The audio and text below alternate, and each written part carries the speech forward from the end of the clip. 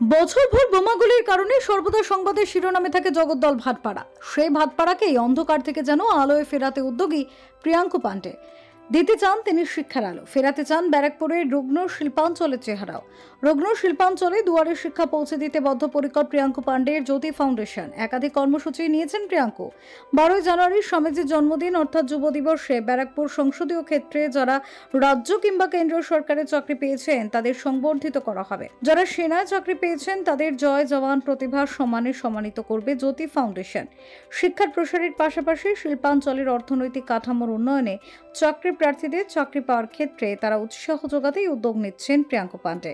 গোলাগুলি নয়, ভাটপাড়ায় কিন্তু চাকরিমুখী পরীক্ষার সফলতার জন্য জ্যোতি ফাউন্ডেশন তরফে বিনামূল্যে লাইব্রেরি চলছে বলে তিনি দাবি করেন। ওই লাইব্রেরিতে পড়াশোনা করে যারা চাকরি পেয়েছেন তাদেরকেও সংবর্ধিত করা হবে।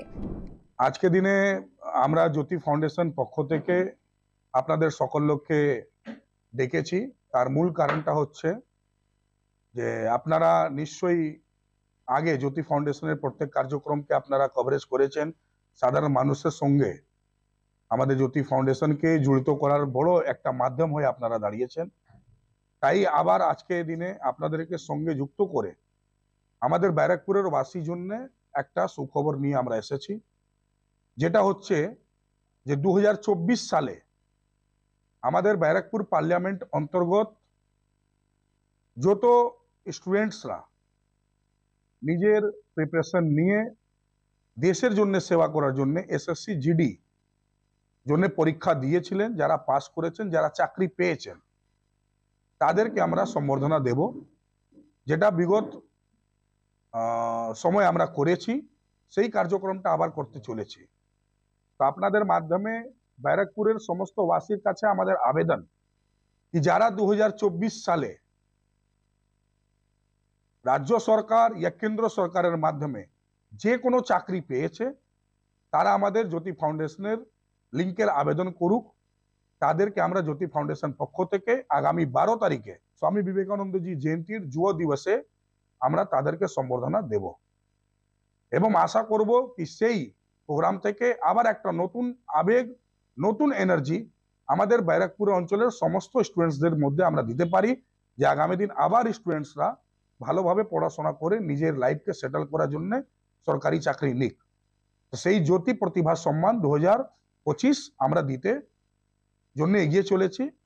বিশেষ করে যারা দেশের সেবার জন্য, যারা দেশের প্যারামিলিটারি হিসাবে যারা চয়নিত হয়েছেন, সিলেক্ট হয়েছেন, তাদেরকে আমরা জয় জওয়ান प्रतिभा सम्मान 2025 থেকে তাদেরকে সম্মানিত করব।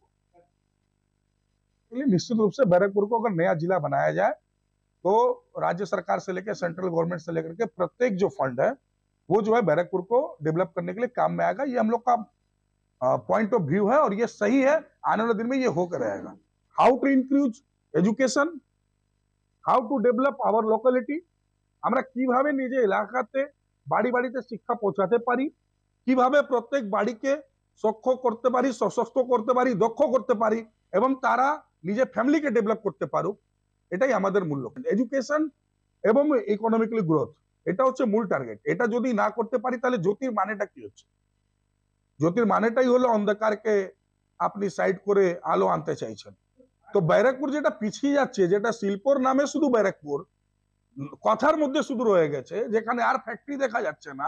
আজকের দিনে যে ফ্যাক্টরিগুলো চলছে সেই ফ্যাক্টরিতে 4 দিন 5 দিন মানুষ কাজ করছে। কোনো কোনো জুট মিল এরকম আছে যে 5 ঘন্টা করে চলছে।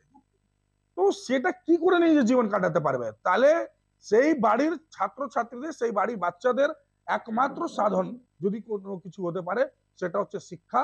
সেই শিক্ষা মাধ্যমকে আমরা এগিয়ে নিয়ে যেতে চাইছি আর শিক্ষা মাধ্যমে তারা চাকরি পাক, তাদেরকে ইন্সপায়ার করার জন্য আমরা এই কার্যক্রমটা করছি। Bureau report, channel 10।